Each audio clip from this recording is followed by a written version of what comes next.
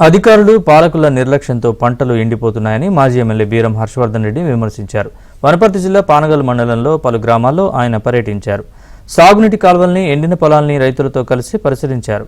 Jurala project నిండుగా ఉన్న రైతులకు సాగునీరు అందించలేని స్థితిలో ప్రభుత్వం ఉందని హర్షవర్ధన్ రెడ్డి ఆరోపించారు. జూరాల 2.5 నెలలుగా జూరాల నిండి సఫిషియెంట్ వాటర్ ఉండి నీళ్లు సముద్రంలో కలిసిపోయినా ఇక్కడ ఉన్నటువంటి అధికారులు కానీ ప్రజాప్రతినిధులు కానీ మరి వాళ్ళ కనీసం నీళ్లు తీసుకొని మన ప్రాంత రైతాంగానికి ఇవ్వాలన్నటువంటి కనీస సోయి కానీ ఆలోచన కానీ లేకపోవడం చాలా బాధాకరం.